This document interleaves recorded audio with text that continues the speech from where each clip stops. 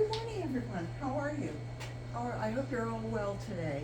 I'm out in my back porch. I apologize. My neighbor's pool pump runs continuously for about 9 hours, much to our chagrin. But anyway, I don't notice it unless I'm trying to tape something out here. But we'll soldier on. Today, I wanted to show you that I'm working on my Amaryllis bulbs, and it's a messy job. But I wanted to show you that I am in zone 9B, which is Central Florida, and it's that time when it's almost time to get things going, but it's still cold, so I'm sniffly today, so I apologize. But I've been growing Amaryllis. I've told this story many times that we moved here in 2007, and by 2008, that January of 2008, so it's been, this is 25, so it's been 17 years. I went to our local store. It was a Target, and they had just opened, and they had all this merchandise, and lo and behold, Christmas came up. They didn't sell all of their stuff. They had everything on 75%, 90% off. So I bought 5 Amaryllis bulbs. I think three of them or 4 of them were called an apple blossom. It's really pretty. And I think I have a playlist, I believe, on my Amaryllis, and you'll see that apple blossom is a really pretty, almost white with just a tinge of pink, and then it goes off to pink. Beautiful, beautiful bulbs. And the other 1 or 2, it was a red, and they'll come up, and so they've multiplied and multiplied. Sometimes I put 1 in a pot, and then I just let it go. Because we are a warmer climate, once the bulb finishes, and I grow mine in the spring. I don't care to have them at Christmas. I don't need to have it at Christmas. People will buy the bulb and then force it at Christmas. It's like the only thing that is blooming in their house. And so anyway, what I do is I have them for spring, and I naturalize them. I have some in pots, but I have some in my landscape. And then some of them I just let go. And then I will take them up every few years, and because it's a plant that will propagate itself, it multiplies, and I probably have close to 100 by now. As you can see, like this pot, let me just see if I can wiggle it. You can see how that's coming up. Well, those are all the pups. These are all the pups, and those pups will grow up, and they will then eventually, let me just pull this over and show you what it looks like when I take this out. I get one that's got pups on it. Yeah, can you see this is what one looks like, and it's got its babies on it. And those babies will get broken off when I'm ready to pot them up and clean this all. But you can see that this is how I've pulled it out of the ground. I haven't done anything with it yet. You see that? And those are, that's a size that you could plant and that you'd get a bloom out of it. I cleaned off a few of the others that I would be happy just to get greens out of this one this year. It's a little bit bigger. You can see that I call this the tongue. It's a leaf. Yeah, they're leaves that are coming out. But and they're all different sizes, whether they're the babies or whether they've matured and gotten a little bit bigger. But what I do is I'll go ahead and take up the whole thing, and most of the time, if I've got it potted, it's going to come out like this. It's going to be a bit of a mess. So do it someplace where you can, if you're lucky enough to have this many, then do it in a spot where you can kind of ease off these roots. Let me clean it in just a little bit and show you what it's going to open up to. And I hope you can hear me over that fan. But just kind of wiggle them, you know, like tease them apart, and you'll get many, many little ones. And then I let them grow all year long.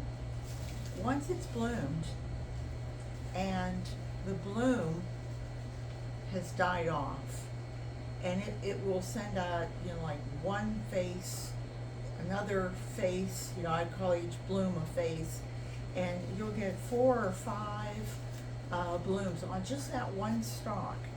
And if you need to, you might need to stake that stalk if it gets very, very heavy, especially when it's in pots. Or in our case, we get a lot of wind in that April, May, you know, where we're getting storms coming through. And as you can see, I'm just kind of opening this up and kind of like teasing these all out. I mean, look at this tiny little, look at that tiny little bulb. And yet, look at it's already getting leaves and has nice roots. And a lot of times I'll do those separately. I call them the little kindergartners. And I'll put those in a pot all by themselves and let them grow. There's another one. And I fertilize this.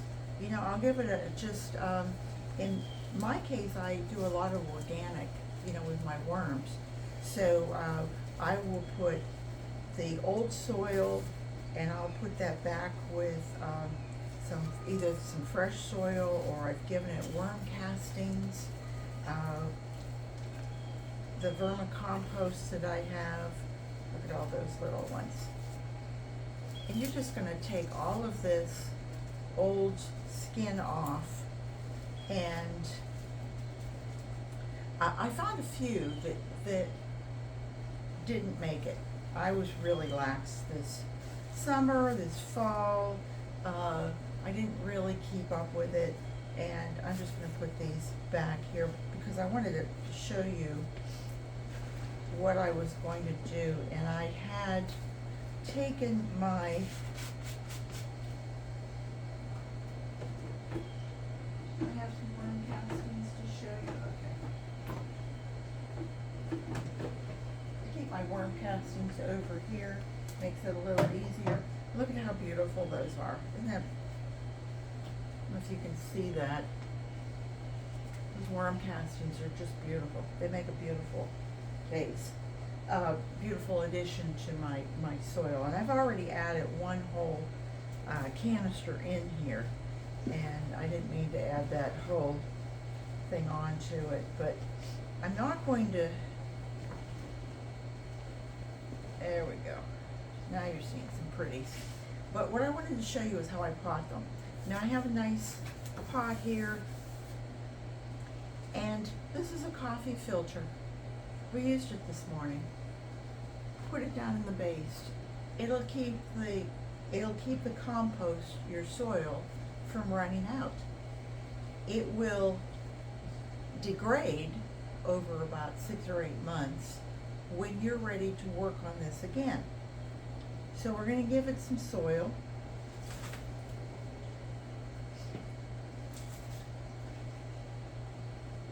This is a plant that goes on and on and on. I mean, I could have hundreds. I'm kind of lazy about it, and I'm sorry to say that I am, because I could probably have a business off of those 5 bulbs.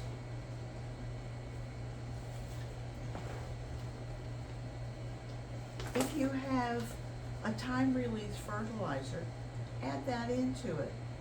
If you want to make your own natural fertilizer, take your banana peels, and you can put the banana peels, let those either rot down in there fresh, or if you want to make a liquid, take your banana peels and put them in water, let the water sit for a few days, and then add your water.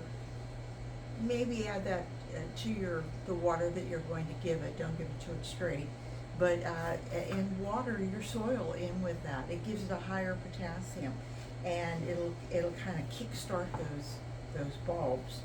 So you're going to do all this. I'm going to just take my worm castings and add a little handful there. It was a big handful, wasn't it? And kind of scratch that into it.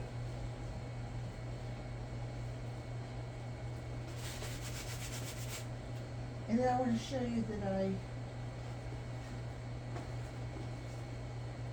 these are my bulbs that I pulled out of the ground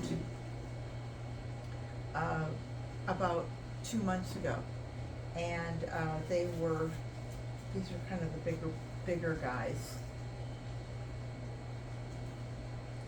And you can see that it's already, I don't know if you can see that, there's like a little tongue coming out there. And I haven't really cleaned these off. I did show you the difference between, obviously this is one I trimmed. You know, I trimmed off the top. If I have it outside, out here, and it's growing out amongst the bushes and what have you, and it gets, the leaves start to just kind of like hang or just like droop over, they've gotten pulled over in some fashion, then that's going to hold water and moisture in there, and that moisture is going to get down into the bulb and it's going to kill it. As long as you're up like this, they have airflow, that's great. But as soon as they start to, the whole thing hang over, then I trim those back. I pull them out of the ground, and then I just let them lay there and kind of dry out. And once they've kind of like lost, you know, I'll let them lay for a few weeks. And then once they do, then I take and, you know, I trim those roots off. And I've never done it where I left the roots on. I have seen people say that they just repot them. And I think, well, if you trim those roots back, you're taking away anything that was old, and now you're going to start again. So I haven't really peeled this one back, but what I'm going to do is just tamp down that soil and make a hard spot, you know, like there. And now I've made kind of a mound to it. And then I'm going to wiggle that in so it's really high on that mound. And then I'm going to add soil in around it without getting it, I don't want to say not getting it dirty, but there, like that.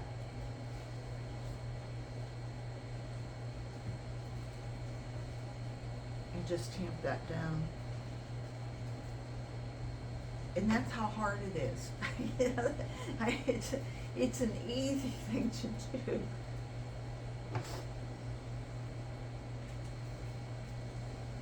You know, people say leave 2/3 exposed.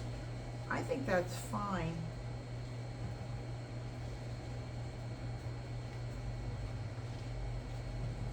I like to really make sure that it's secure, because it's going to have roots that are going to grow, and now you're going to water it in, and water it in, you know, fairly well. I mean, you know, I'm not going to make the soil so wet that it's going to rot the bottom, because remember, I've taken the roots off now. But I can tell you that this kind of cleans it up a little bit. I don't water the center. Some people are really paranoid about not getting any water in the center, and I think, well, if I have it outside and it's raining, it gets water in that center. But I don't deliberately do that.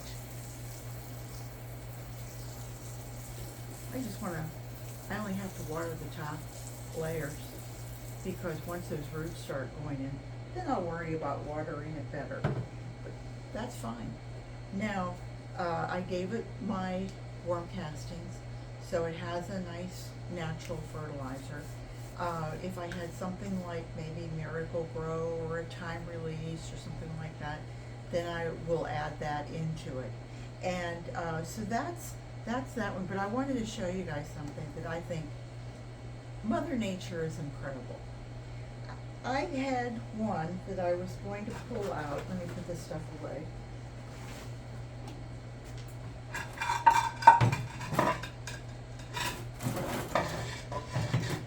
I had one that I pulled out, okay, and it looked like it was dead.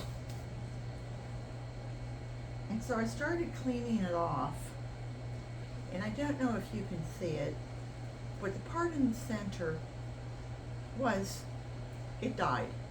But before it died, it gave out 1, 2, 3, 4, 5, 6, 7, 8, 9, 10, 11, 12, 13, 14, maybe 15 little bulblets. And I could take those and clean them and get them all started in their own little pots. And probably 5 or 6 years from now, they would be this size. So you see how when you send away for bulbs and you think, how is it that, how do they propagate things like this? Well, they're probably a lot more fastidious than I am, and if it's your business, you're going to really take care of it. But I just wanted to show you that little thing, and this guy will be next. As you can see, look, I planted. Actually, this was a little bit bigger, but it was 1, 2, 3, 4, 5, 6 little guys like this that I planted last year, and you can see what they have turned into. And I'll just pull these apart. I'm kind of tempted this year to see if I stuck some of these in the ground with the whole, or stuck them in pots with their roots and all. Would they develop better than my method of trimming them? I was taught to trim it, and I've seen people do it both ways. And I've also watched a gentleman who actually took his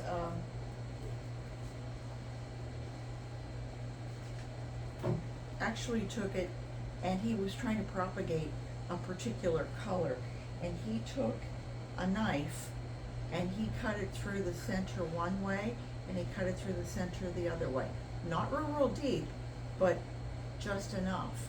And then he stuck like toothpicks in it to keep it apart, to keep it from growing. And then that plant shot out babies, so the little keikis, the little plantlets, the little bulblets, whatever you want to call it. It's really fascinating. He put it in like that and put it back in the soil, and then it procreated that way. But Amaryllis are fascinating blooms, and like I said, if you go to my playlist and pull up Amaryllis, you'll find I've been doing this for quite a while, and with success. So I wish I had my degree in it. It would probably, I could give you better terms, but other than do it this way and it'll really grow. So I hope you guys will try it. I have a couple people who, they'll get a bulb and they're just like, oh, I'm so gaga over it, but I don't know what to do, and they're afraid they're going to kill it. I guess there's a difference if you paid. I personally, they were $10 for a bulb, and it came in a little box, and they were 90% off, so I got each one for $1. And so my investment was $5. Now, if I'd had to pay $10 for each one of those, and my investment was $50, I would probably be a little more afraid to try different things with it. So anyway, I hope you guys have a great day. I hope you'll try Amaryllis and let me know how you do. Take care, everybody. Remember, garden what you've got. Bye bye.